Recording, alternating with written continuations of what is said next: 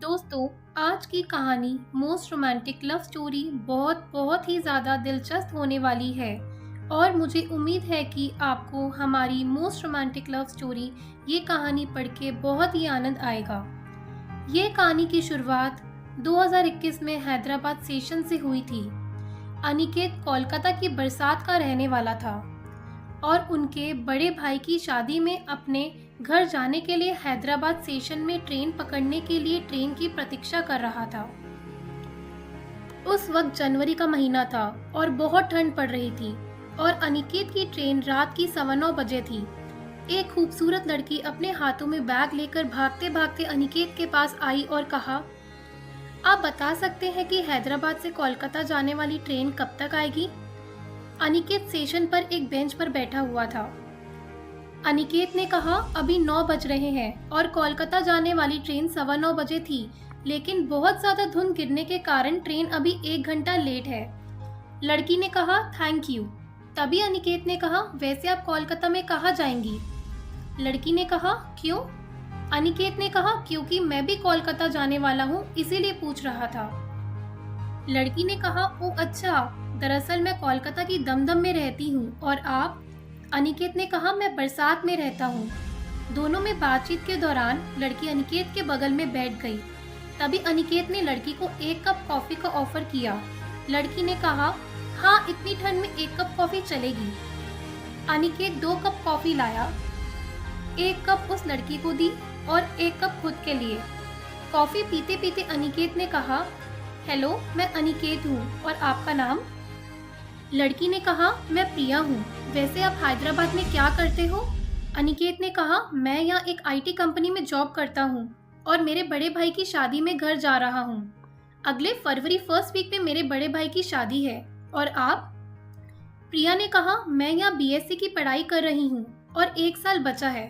मैं भी अपनी बड़ी बहन की शादी में जा रही हूँ और उनका भी फरवरी फर्स्ट वीक में शादी है। उन दोनों की बात करते करते कोलकाता जाने वाली ट्रेन आने की अनाउंसमेंट होने लगी। तभी अनिकेत ने प्रिया से पूछा, आपका कोच नंबर क्या है?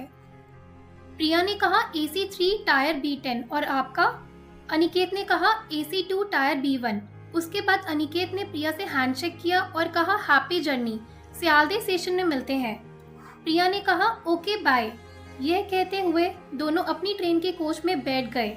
आपको बता दूं, उन दोनों ने नंबर शेयर नहीं किया था। अगले दिन शाम के 5 बजे वे दोनों सियालदह स्टेशन में पहुंच गए।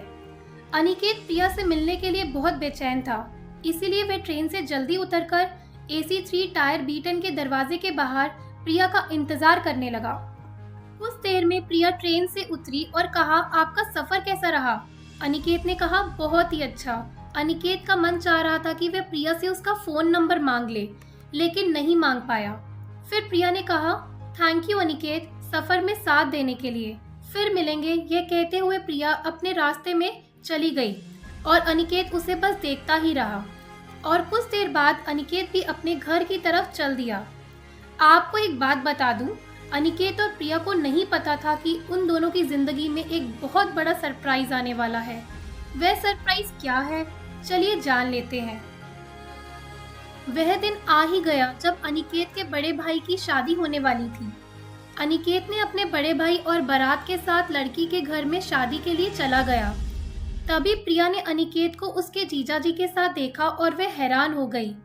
प्रिया सोचने लगी कि अनिकेत ने कहा था कि उनके बड़े भाई की शादी है, मतलब प्रिया समझ गई। आपको बता दूं कि इत्तेफाक से अनिकेत और प्रिया एक दूसरे के रिश्तेदार बनने वाले थे, क्योंकि अनिकेत की जो भाभी बनने वाली थी वह प्रिया की बड़ी बहन थी। अनिकेत ने पहले प्रिया को नहीं देखा था, लेकिन प्रिया खुद अनिकेत से मिलने के लिए गई और कहा, हेलो अनिकेत जी, मुझे पहचाना? अनिकेत प्रिया को देखकर चौंक गया और कहा, तुम यहाँ और कैसे? प्रिया ने कहा, मैं भी देखकर हैरान हूँ, तुम यहाँ और कैसे? फिर दोनों ने अपने अपने परिचय दिए और ताज्जुब की बात है कि वह दोनों ही एक दूसरे के रिश्तेदार निकले।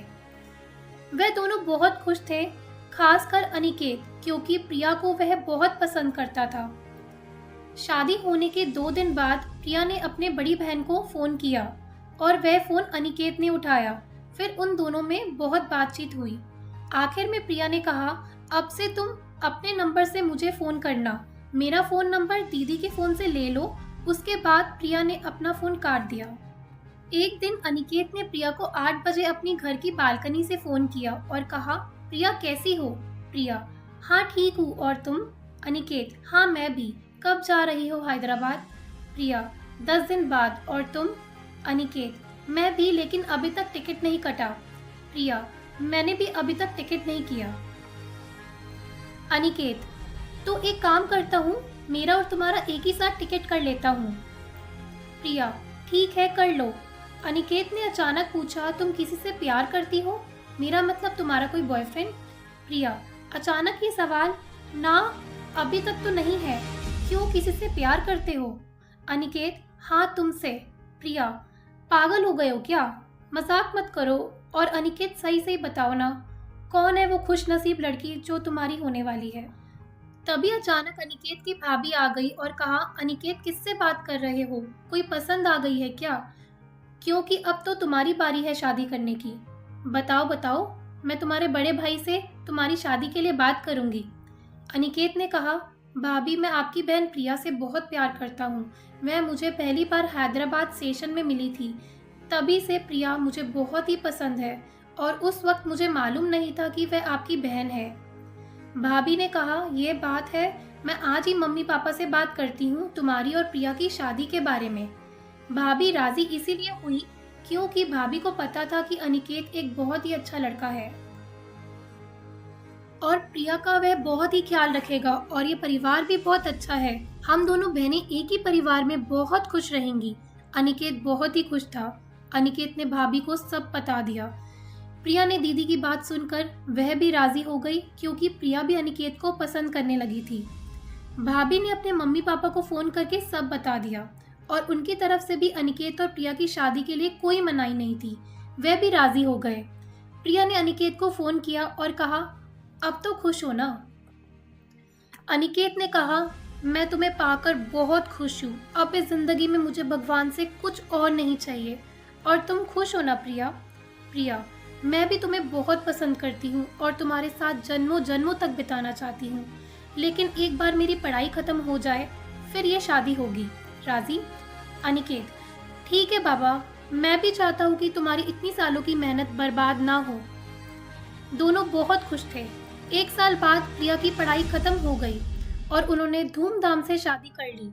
अब वह दोनों एक दूसरे को अपने जीवन में पाकर बहुत खुश हैं।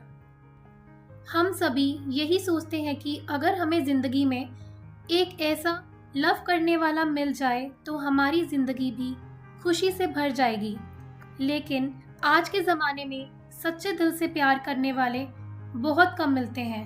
खैर, कोशिश करने से आपको भी एक सच्चे दिल से प्यार करने वाला मिल जाएगा। मैं उम्मीद करूंगी कि आप भी जिससे प्यार करेंगे अपने सच्चे मन से और अपने दिलो जान से मोहब्बत करेंगे, ताकि आपका प्यार आपको मिल जाए और आप और आपका प्यार दोनों की रोमांटिक लव जीवन खुशी से भर जाए। दोस्तों, अगर आपको ये कहानी अच्छी लगी हो तो लाइक करें, और आगे और ऐसी कहानियाँ सुनने के लिए बेल आइकन प्रेस करके चैनल को सब्सक्राइब करें।